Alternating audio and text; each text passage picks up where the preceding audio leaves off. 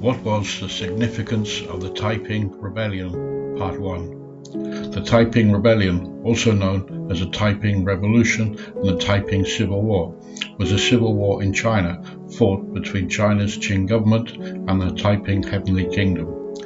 The conflict continued for a period of 14 years from its initial outbreak in 1850 till the city of Nanjing, under the control of Taiping, fell in 1864. However, the final rebel forces were not defeated until August 1871, with estimated figures as to the death toll ranging from 20 to 30 million people, some 5 to 10% of China's population at that time.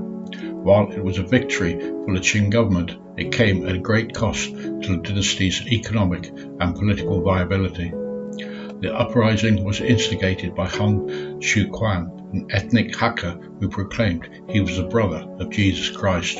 Hong sought the religious conversion of the Han people to his version of Christianity, in addition to the political overthrowing of the Qing dynasty and a general transformation of the mechanisms of state. Rather than simply overthrowing the nation's ruling class, the aim of the Taiping rebels was to entirely upend the country's social order. Located in Nanjing, the Taiping Heavenly Kingdom managed to seize control of significant areas of southern China, and at its peak, the Heavenly Kingdom ruled over a population of nearly 30 million people. This is the first of two videos about the Taiping Rebellion, with the second part becoming available 1 week after the first.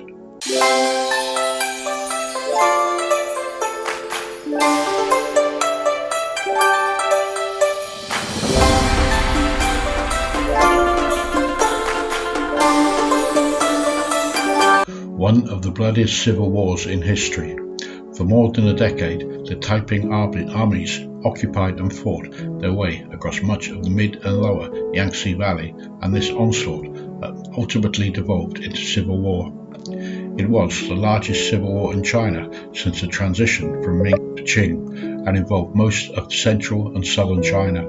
It ranks as one of the bloodiest wars in human history, the bloodiest civil war and the largest conflict of the 19th century, and was comparable to World War I in terms of the number of fatalities. It is estimated that 30 million people fled the conquered regions, either to elsewhere in China or foreign settlements, as the war was characterized by extreme brutality on both sides. Soldiers of the Taiping armies conducted widespread massacres upon the Manchu people, the ethnic minority of the ruling house of Qing, while the Qing were also accused of similar massacres inflicted upon supporters of Taiping, particularly those residing in Nanjing. Severely weakened by internal conflicts following an attempted coup and a failed siege of Beijing, the Taiping rebels were defeated by decentralized provincial armies such as the Xiang Army, an army under the leadership of Zheng Guofan. Zheng led his army down the Yangtze River and captured the city of Anjing before he besieged the city of Nanjing from May 1862. The siege lasted more than 2 years, and on the 1st of June 1864, Hong Xiuquan died after consuming weeds in the palace grounds. Although there were also suspicions raised that he may have been poisoned, barely a month later, Nanjing was back under control of the Qing government. Names used to describe the conflict. There were several different names used to describe the conflict and its participants. These were usually representative of the differing opinions of the writers of those historical accounts. During the 19th century, the Qing government didn't describe the conflict as a civil war, neither as a movement, because in doing so they would have lent credibility to the Taiping. Instead, they referred to this era as a period of chaos, rebellion, or military ascendancy. It is often referred to as the Hong Xiuquan Rebellion in reference to the two most prominent leaders. In modern China, the conflict is often referred to as the Taiping Heavenly Kingdom movement due to the fact that the Taiping espoused a doctrine which was both nationalist and communist, while representing popular ideology based on Han nationalism or communist values. Jian Yuan, a prominent scholar is among those that refer to the rebellion as the Taiping Revolutionary movement on the basis that it worked towards a complete change in the political and social system rather than one working towards replacing one dynasty with another. Background to the conflict. During the 19th century, there was a series of famines, natural disasters, economic problems, in addition to the defeats inflicted upon the Qing dynasty at the hands of foreign powers. Farmers found themselves heavily taxed with dramatic rises in rents as the largely rural population began deserting the land in droves. Banditry became commonplace, with numerous secret societies and units formed to defend communities, which eventually resulted in increases in small-scale warfare.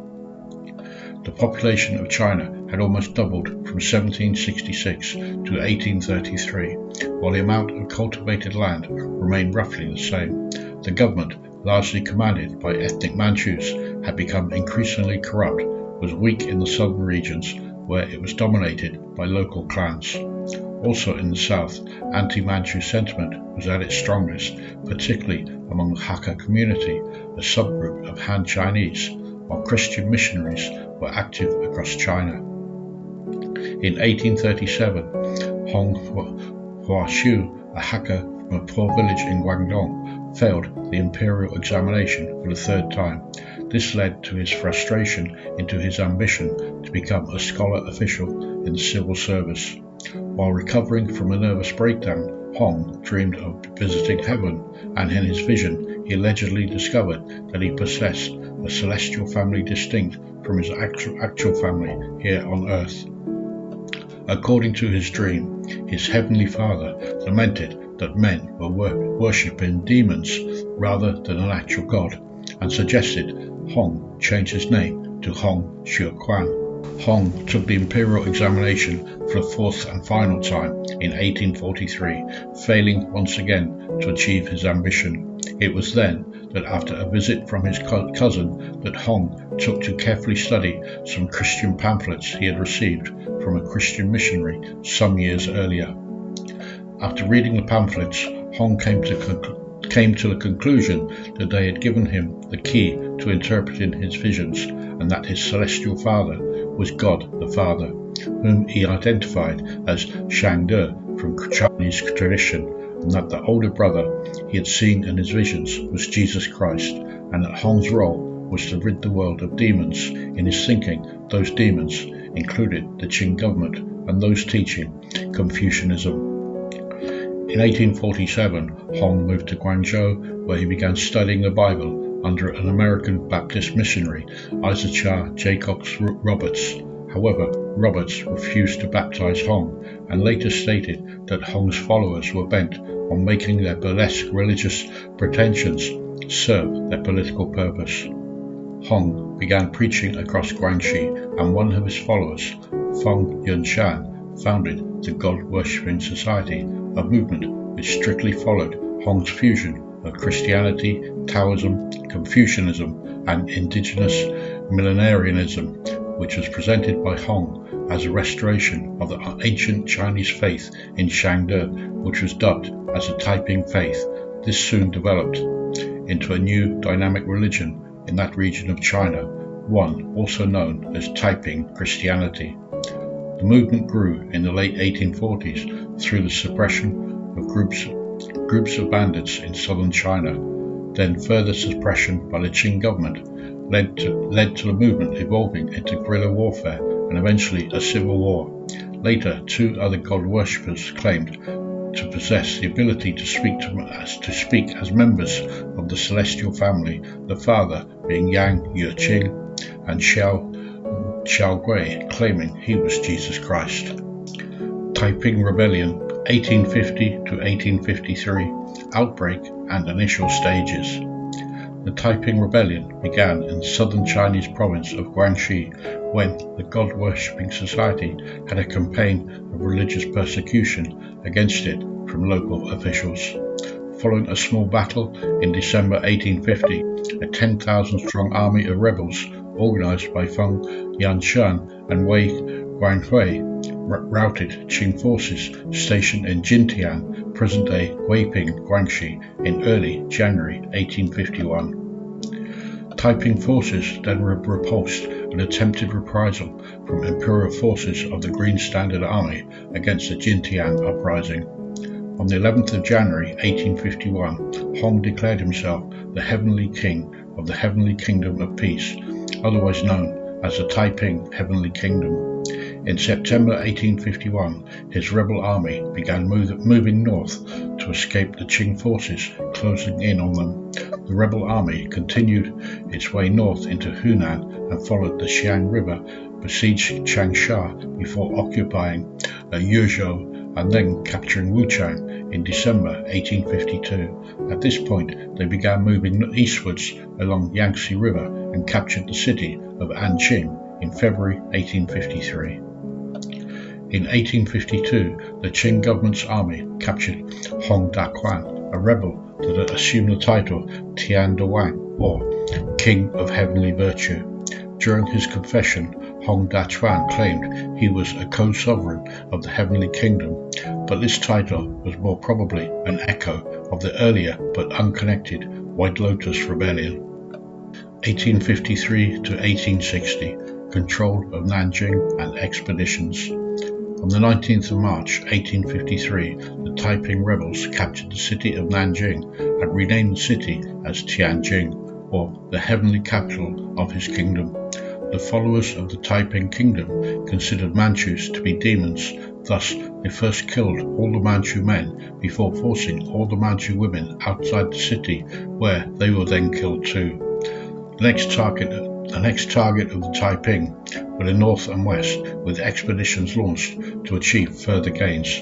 However, in reality, the northern campaign was a complete failure, while the western expedition achieved limited success. In 1853, Hong Xiuquan withdrew from active control of policies and administration to rule exclusively through written proclamations. He lived a life of absolute luxury, with an inner chamber full of women through which he issued his religious scriptures. Hong clashed with Yang Shijing, who challenged his often impractical policies and became suspicious of Yang's ambitions, Yang's extensive network of spies, and his claims of authority when speaking as God. This tension came to a fateful conclusion in the 1856 Tianjin incident, when Yang and his followers were slaughtered by Wei Jianghui, Qin Rigang, and their armies on the issues issued by Hong Xiuquan. This led to an increased level of fighting for control within the movement, with Shi Dakai objecting to the level of bloodshed which ultimately led to his family and followers being killed by Wei and Qin, with Wei ultimately planning to imprison Hong. However, before he could execute his plan, both Wei and Qin were executed by Hong. Shi Dakai, having avoided the fate of his family, was given control of 5 Taiping armies, consolidating them into one force. However, fearing for his life, Shi departed Tianjin and travelled west to Sichuan. With Hong choosing to remain hidden from view, the remaining Taiping leaders attempted to broaden their level of popular support and form alliances with the European powers present at that time in China, but failed as the Europeans preferred to remain officially neutral, even though military advisors from those European powers served within the Qing army. Within China, the rebellion faced resistance from the traditionalist rural classes because of hostility to Chinese culture and Confucian values, and unsettled by the Taiping ideology, they tended to side with the Qing government. In Hunan, the local irregular Xian army, under the leadership of Zheng Guofan, became the main force fighting the Taiping on behalf of the government. The Xian army proved effective in gradually turning back the advance of the Taiping in the Western theatre of war. In December 1856, Qing forces took back Wuchang, and in May 1858, the Jiang army captured Zhejiang, followed by the rest of Jiangxi by that September. In May of 1860, the Taiping defeated the imperial forces that had been besieging Nanjing since 1853, thus eliminating them from the region and opening the way for the Taiping's successful invasion of southern Jiangsu and Zhejiang provinces, considered the wealthiest region of the Qing Empire. The Taiping rebels successfully took Hangzhou on the 19th of March 1860, Changzhou on May the 26th, and Suzhou on the 2nd of June. While the Taiping were busily occupying Jiangsu and Zhejiang, the forces of Zhang Guofan were swiftly moving down the Yangtze River. 1861 to 1864, faltering and collapse. In June 1861, the Taiping rebels attacked Shanghai, and their attempted takeover failed after 15 months to a Qing army that consisted of senior European officers under the command of Frederick Townsend Ward. This army would later become known as the ever-victorious army under the leadership of Charles George Gordon, also known as China Gordon. This force was instrumental in defeating the Taiping rebels.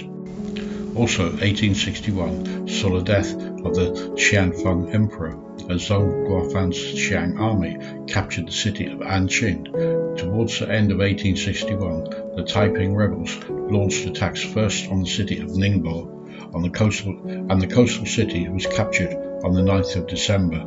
They then took Hangzhou on the 31st of that month before surrounding Shanghai, but they failed to take that city. In 1862, the ever-victorious army repulsed another attack on Shanghai and reclaimed Ningbo on the 10th of May. They also aided imperial soldiers in reconquering Taiping strongholds along the Yangtze River.